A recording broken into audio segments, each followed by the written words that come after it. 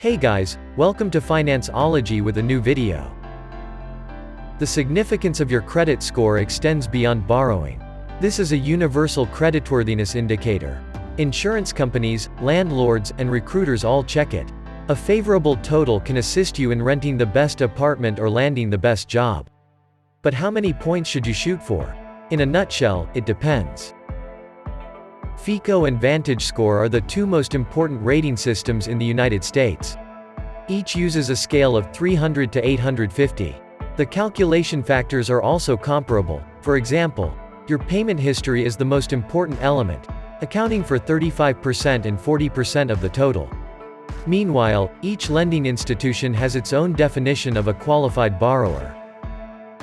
Make sure to like and subscribe to the channel and press the bell icon. What is the highest possible score? Every consumer has a unique financial history. There is no universally applicable magic number, so you may not need to raise your credit score by 200 points. The top category unlocks the best interest rates and terms, but getting there may be impossible or unnecessary depending on your situation and the lender's requirements. In FICO, the best terms become available at 800. Lenders do not even price their products within their respective categories.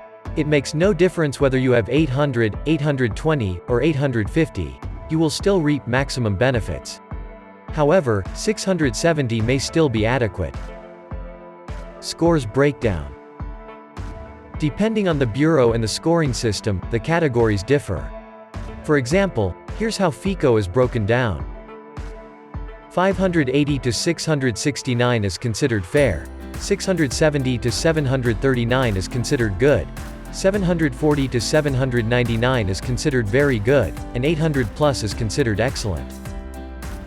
A high credit score implies that you have been a responsible borrower in the past and you will continue to be so in the future. This is a summary of your background and an indication of dependability. The higher your category, the more likely you'll be approved and the lower the interest rate offered. You must have at least 670 points to be considered a low-risk candidate. Consumers in the fair category, also known as subprime, have difficulty qualifying for decent terms. Anything below 580 is considered poor, making borrowing extremely difficult. Important factors. The indicator is not the only consideration for lenders, who will also consider your employment status, income, and other factors. This explains why there is no universal approval threshold. Institutions that offer risky payday loans may not be concerned with your credit score at all. They accept borrowers with questionable credit histories because the predatory interest rates offset any potential losses. It should be noted that scores differ between bureaus, and each report is unique. This is because a lender may only share data with one or two agencies. The variety of scoring models adds to the confusion, and assessments for different types of credit services may differ. Modifying the score components. You should be aware of the factors that can influence your credit score to build and maintain a favorable borrowing history. FICO and VantageScore use a similar set of factors, ranging from previous payments to new accounts. Here are a few tried and tested methods for increasing your system level. Be consistent in your payments.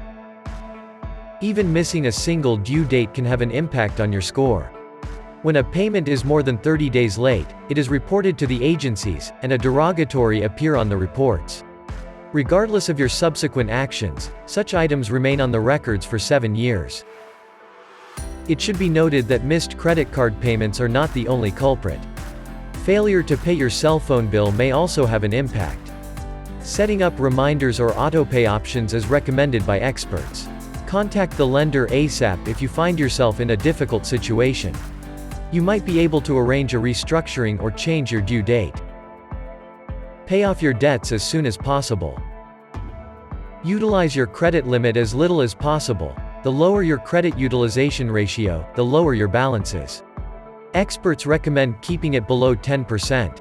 This is calculated collectively, so 3 credit cards with a combined limit of $9,000 result in 10% utilization if the total balance is $900. If you can't afford to pay off your debts, make minimum payments and try to stretch the limits. You could get a card from another issuer instead of asking your bank for more capital. It will help to increase your overall utilization.